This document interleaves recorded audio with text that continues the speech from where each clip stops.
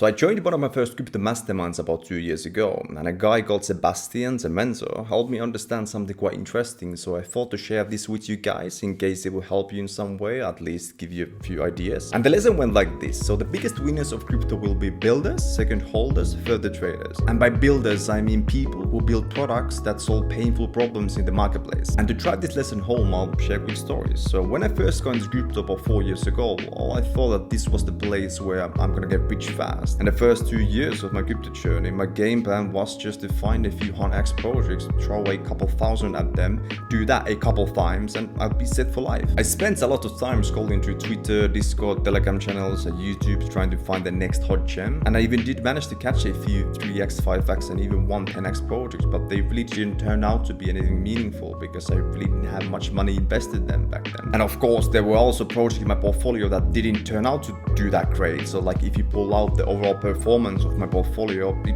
wasn't anything great. During these first years of my crypto journey, I started to slowly realize that catching those 10x, 100x projects that everybody was after, including myself, was freaking hard with any insider info. And even if I did manage to catch one that later on turned out to be like 10x or 50x, I did sell the project way before the whole move. And when they're even hard to catch once, they are really hard to repeat multiple times. So after all, it isn't that great of game plan to rely on to do financially well. I've noticed that there might be a few times in a year when these big gains tend to happen in crypto, but that requires that the market sentiment is also good. And these big gains tend to happen when like a new narrative comes up or some big catalysts come to an existing narrative. For example, from the end of last year to early this year, there was a new narrative called AI, and there were some projects doing crazy numbers. But aside from that and these couple events that might occur during the year, I think most of crypto is this so-called boring gains, which is completely okay and normal thing in my opinion. And I think the reason for that is the fact that the tech is new and building great products and attracting users takes a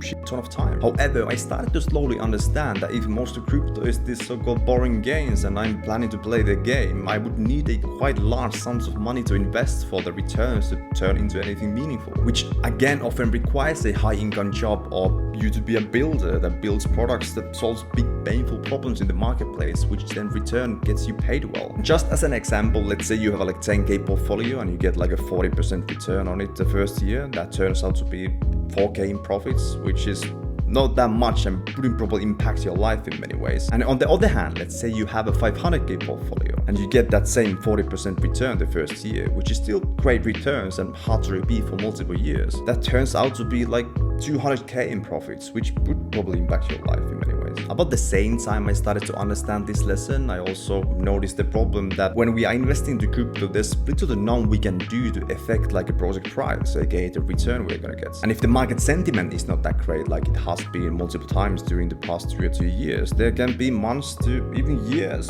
where the market just is incredibly boring. It's really difficult to make money even in crypto. But anyways, in total it took me like 2 years of trial and error into crypto land to really understand this lesson in a deep level. And also by joining the mastermind, I also noticed that many of the guys, Sebastian and other guys, had similar experiences, which also helped me reinforce this lesson into my brain. And over the past few years, I really haven't ever questioned this lesson ever since. Now in hindsight, I should have probably joined the mastermind much earlier, so I wouldn't have to spend 2 years to learn that lesson. But yeah, I think you have to really go experience yourself to really understand it as well, but you could have probably done it in shorter time as well. I'm still investing heavily into crypto, and I think some of the categories will do incredibly well, and there's lots of money to be made there. But the priority order for ever since has changed for me. I realized that putting most of my attention into income-related activity should always come first. So for example, building products that solve painful problems in the marketplace, or if someone has a high income job, that is one example as well. Because the returns are something we can fully control and affect in many ways. So basically, the bigger and more problems we solve, the more we get paid. And it also helps us bring that large amount of liquidity of which we can then plow back to our business or use to build that large portfolio which is needed to do really well in crypto. But yeah, hope you found this quick video valuable. I really have nothing else to add.